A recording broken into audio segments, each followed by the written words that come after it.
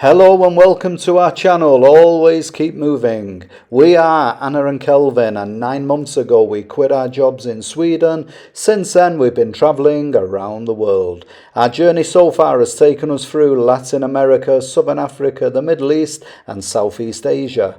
But now we are leaving Southeast Asia, heading to Taiwan, which is a great place where I used to live many years ago. After spending a few days there showing Anna where I used to live and the sights, we will be venturing into Nepal, trekking in the Himalaya, travelling through India, into the UK, before we eventually head back to Sweden. Don't forget to watch our previous videos coming from 4 different continents and over 20 different countries. And also, don't forget to like and subscribe. Welcome to today's video. Now this one is an extra special one for me. We're heading to Taiwan, flying into Taipei, the capital. And even though I'm always excited when going to any new place, this one is extra special for me because, as many of you may know, I actually used to live here. I lived in Taipei for 5 years, but I left 16 years ago, haven't been back since. So I'm very excited about showing you and Anna especially all the places where I used to live, where I used to work, showing her around town, but also to see old friends, catch up with them and just have a general trip down memory lane. So as we get ready to land, sit back and enjoy today's video. All right, we have made it to Taipei. Everything went really smooth and good with the flight. It was only half filled, so it wasn't so much passengers on actually. And yeah, took off on time, landed on time. Now we're just heading over to the immigration, hoping that will be as smooth as well. Pick up our bags and then into town and our hotel. Okay, it's the next morning in Taipei. We've had a good night's sleep.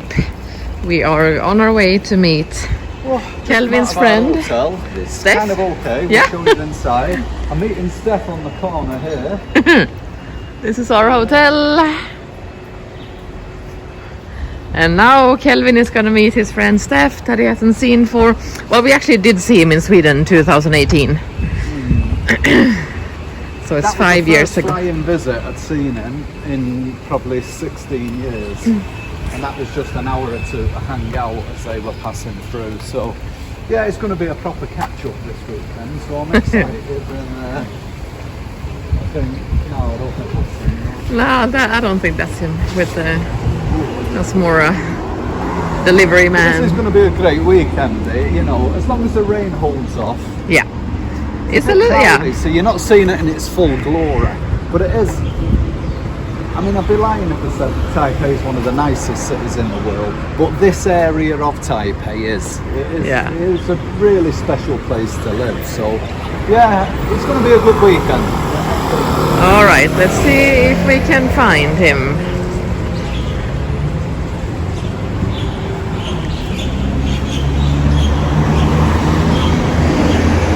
Family markets there.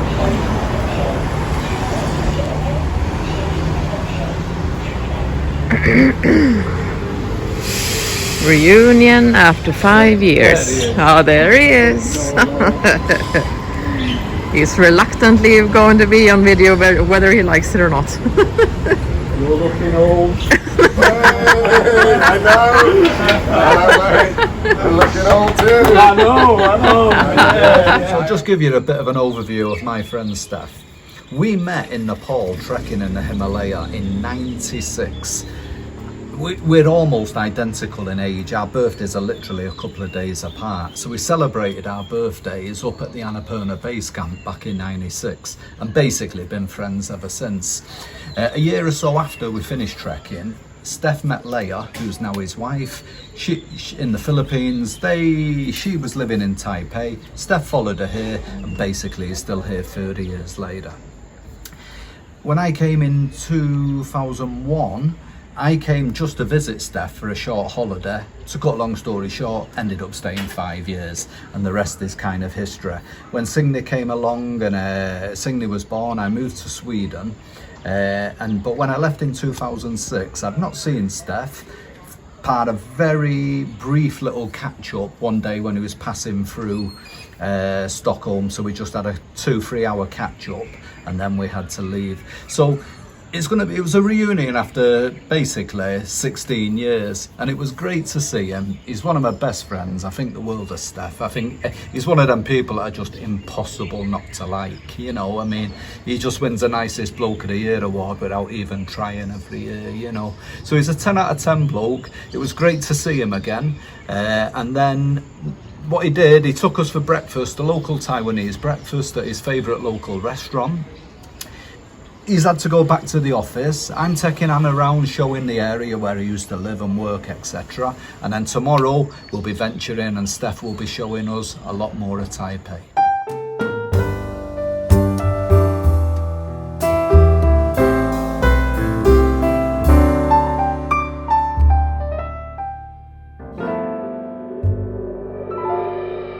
So we're just walking down the street in Tianmu. We've walked 100 metres up from our hotel where we're staying. The big shopping centre, the shopping mall across the road. That was actually one of the very first ones, well, the first one in this area, one of the first ones in the whole of Taipei. It's a Japanese company that came opening malls all over Asia. And this particular one is called Takashimaya, and it's really good. And then right across the road, I'll just scan round, you can see a statue of a big baseball bat made out of bamboo with baseballs. And that is outside, surprisingly enough, the National Baseball Stadium. So, yeah, this is a little bit of a landmark if you're ever in Taipei, and certainly in the northern part, which is known as Tianmu. So if you come to Tianmu and you want a nice suburban-y kind of feel, or comparatively so for Taipei, head towards the baseball stadium, and all around this area is very suburban. If you can see this couple coming past on the bikes, they're like the normal, you just download the app and there's various stations all around. You can just pick one up, ride it around and put it back again. So yeah, and then the local park benches outside are made of baseball memorabilia. So everything's civilized, it's all there. I actually remember when I first got it many years ago, by pure coincidence, they were hosting the Baseball World Cup. And I actually came here and watched the final with our friends Steph and Leia. So yeah, no, it's a real blast from the past, and bringing back a lot of nice memories, actually, really nice memories. So we're going to continue exploring. Yeah, here's the bike station, and this is just one of many. Pretty much every block has one. So yeah, you just download the app, get one, and just go exploring. So yeah, we're going to continue doing so, and we'll keep you updated as we go. The very top one up there used to be my old apartment, and I don't really want to go up. Someone else is obviously living there now, and I don't want to freak them out saying, "Oh, hello, I used to live here, can I just show my wife?" Like, so I'm not going to go up there. And the other thing is, my landlord, he was such a nice old guy, and I can't remember his name, so if I go up it'll be a bit embarrassing if he remembers my name and I can't remember his. So I'm going to hope, but I just wanted to show Anna where it was. And if I come down and slowly turn around, you can see I'm here on the big main road here of where I just shown you.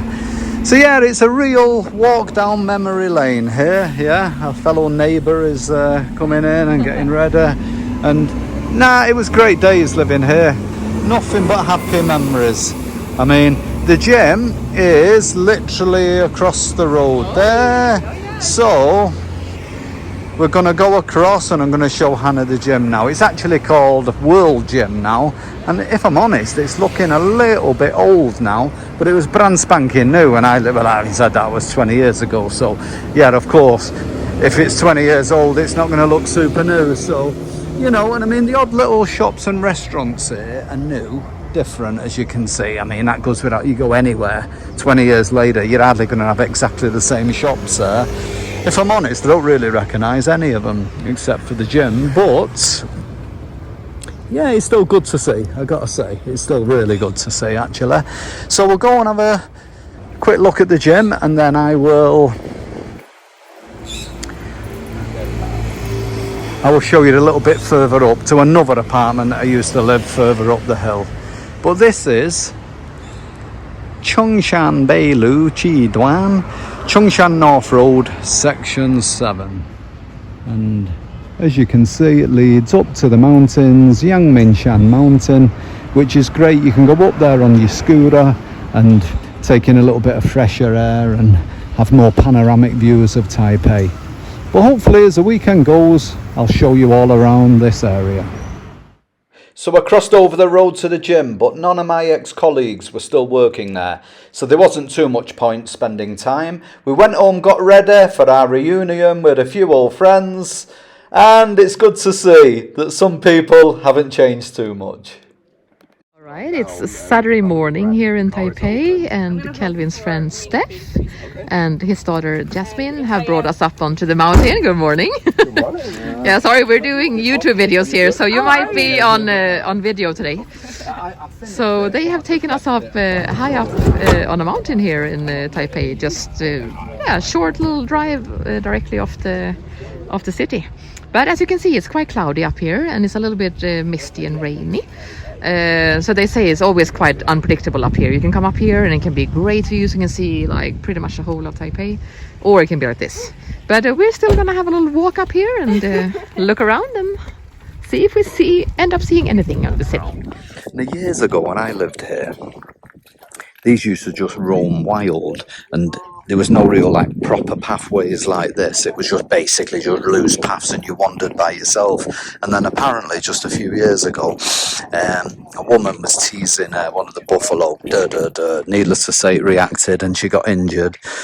And then since then, they've set up all these fences and made it into like proper pathways for safety, not only for people's safety and the animals' safety, I suppose. But it makes life a lot more civilized and easier. Like, for example, it's the weather's terrible, so the clouds are down, the clouds are low. You can only see 10, 20 meters in front of you.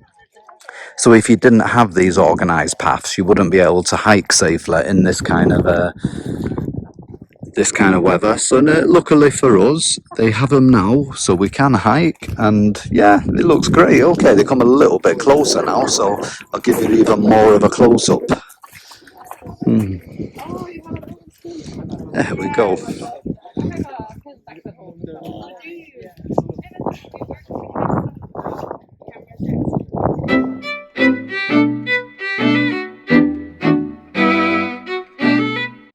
So we took a little detour off the path. Well, we've gone a different path. Steph's gone back to the car, and we've done a mile, K.5 down the hill to come into a little waterfall. Steph has gone to get the car, and he's going to pick us up down the bottom. So me, Yazzie and Anna are doing a little waterfall detour, and I'll show you a little bit of what we're seeing. But it's very like a mystical forest. Trees have fell over there. We're starting to hear the water now. So as we'll get a little bit lower, we are gonna hey, ni hao. So as we get a bit lower, hopefully it'll be in, because we've had a bit of rain, hopefully it'll be in good flow, and I'll have some good footage to show you. But it's great walking down here, all mystical. It's a little bit slippy because of the rain, so you've got to walk sort of carefully. But it feels great, yeah. We're high up now, about 800 meters high. We've got, the ions. It's because it's been raining. The ions are rich within the air, so you feel fresh. And yeah, it's great. When you spent a bit of time in busy Asian cities, it feels good to be up in the mountains and get some fresh air into your lungs. So it's been a great day out, this, actually. I mean, Yazzie, Steph and Leia's daughter, she's 18, pretty much to the month, a year younger than Signa. So she's actually graduating in the American system. They graduate at 18. In Sweden it's 19. So her and Signe are even though they're a year different, they're both graduating around the same time. So the thought now is like, what next? Universities, jobs, career paths and that. But it was about 5 years ago the last time we seen her. Well, actually almost 6. So yeah, she's a totally different, well, she's a young woman now, not a kid.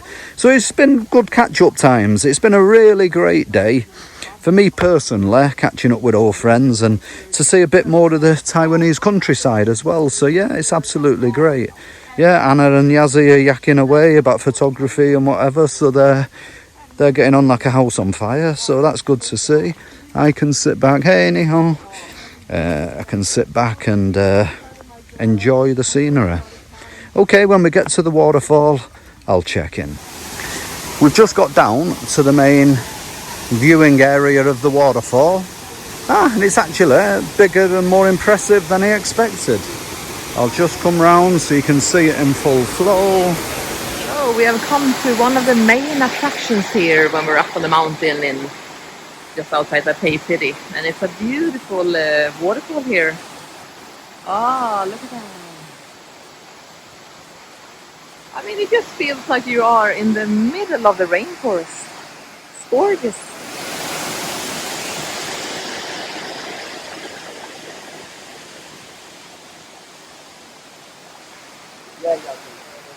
Oh, this takes me back to the beautiful nature in Oregon and America. Actually, they had lovely, like mystical forests like this, and lots of beautiful rainforest, or lots of beautiful waterfalls.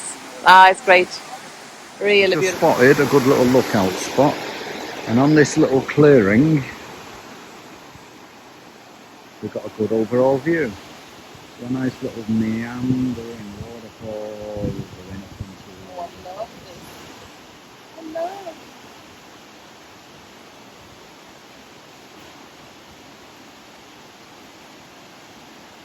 Going down, actually into what looks like a little sulphur type pool. I mean, we are technically on a volcano here, and you do smell certain spots, certain parts of the water, you do sort of smell the sulphur and whatever. And yeah, no, wow, it's cool. And at different places they have these little baths where you can go and take like, you know, I forget what they call it now, like a hot sulphur bath, you know, natural kind of mineral bath and whatever from the mountain, and we did that years ago. We're not going to have time this weekend, but if you're ever in Taiwan, it's something you should definitely look into, because it is a real fun little way to spend an afternoon, I can tell you. So we're getting close to the end now. We're back to the parking area. I'll just give you one last little scan round. So you've got the thick forest, and because you are a little bit lower, it seems to be, you'd have a little bit more visibility through the crowds, and you've got this hanging down. So it's got that combination of mysticism with just fresh, green, bright air, mixed in with a bit of sort of moisture within the air because of the clouds and that. But if you're ever in Taipei, this is definitely worth doing. You can take the local buses up here, taxis, but if you know someone that lives here, a local that can bring you up, then it just makes life so much easier. But definitely put it on your list. If you're visiting Taipei, try and have a morning or an afternoon, or preferably a full day out up Yangmingshan mountain. I can't recommend it enough. Out at the main entrance, and as you can see, the Yangmingshan bus station, of course, meant to be bus station, is there. So you can take the bus here, the Yuanxi Waterfall Trail, yep, you just go down to the right, and the Yangsan Hall up there. So in a couple of hours you can do a good walk round, see most of the sights. It's all kind of signposted with nice trails, and when the clouds do clear, you've got a great lookout from the top. So we're heading for our next viewpoint, but as you can probably see, the heavens have opened, people are fighting for shelter, so we're just going to go up there and hope we can get some kind of little viewpoint to show you, but the clouds are too low. We're 99% not going to get it, but we'll give it a try. And as Anna just said, Det finns inget dåligt väder, bara dåliga kläder. Which basically is the Swedish way of saying there's no such thing as bad weather, only bad clothes, which is kind of true, but if you look at our clothes, we're definitely not dressed for this weather. So anyway, it is what it is. We'll give it a minute, try and take a picture, and then we'll run back to the car and head back for shelter. Hey, Steph and Jasmine has now taken us to further up on the mountain. We've come to a place where they have lots of thermal activity, and they have a thing called fumarole, which is just like, you can see it there, it's just puttering about like, and it smells so much of sulfur here. Whee! All right, did not expect that here up in the mountain in Taipei. Yeah. So even though it's hard to see, the whole area is kind of open and it's volcanic technically, and you can see the steam rising and blowing and you can smell the sulphur. So the whole area is, and unfortunately the cloud's just a little bit too low for you to take it in. But take it from me, it's definitely worth it. I'll see about zooming in there, see if you can see there. Yeah, one of the little holes that's going, little fumaroles. But if you're there, yeah, put it on your list, definitely come up. And hopefully when you come, you'll have better weather than we have. Yeah, here you can see it a little bit better. It's a little bit clearer there. And you just see the smoke rising.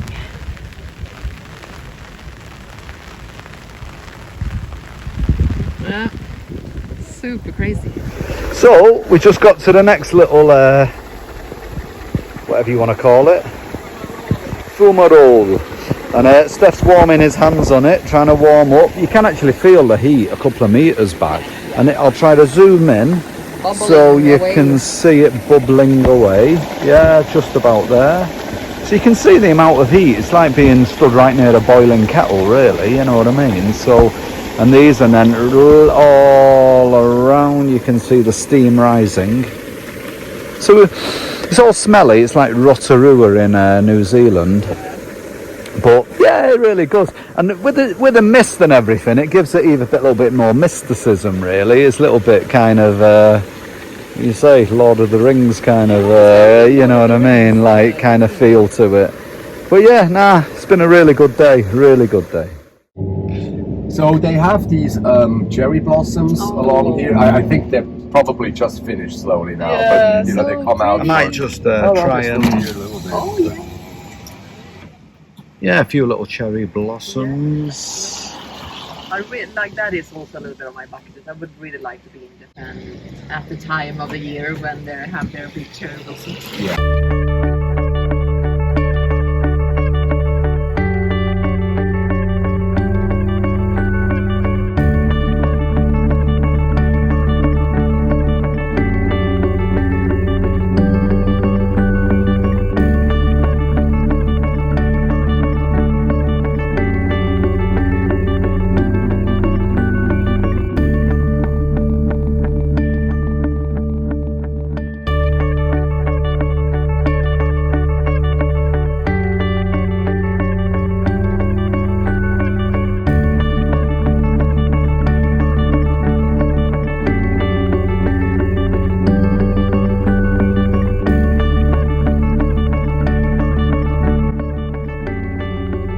On our way down from the mountain, and we just stopped at a little lookout point here where you can see a little bit of Taipei city in the background. Still a little bit cloudy, so it's maybe hard to see so much from up here, but I'm going to zoom in a little bit. And first of all, if you can see that pagoda there, Steph just informed me that that's a cemetery. And then, yeah, of course, in the background you'll see a little bit more of the city.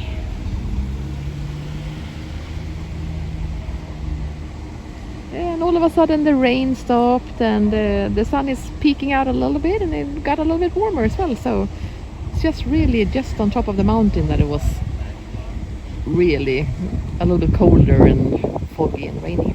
But now we're heading down to the city again. After a great day with Steph and Yazza up on the mountain, they are giving us a lift back to our hotel. We're going to have a shower, put on some dry clothes, and then we're actually going to their place for dinner, where we'll have a chance to catch up with Leia as well. Now today's video is the first of 3 coming from Taipei. In the next 2 videos actually, we'll be showing you much more of the standard tourist sites of Taipei. Don't miss those, there'll be lots more to see. We'll see you in the next one.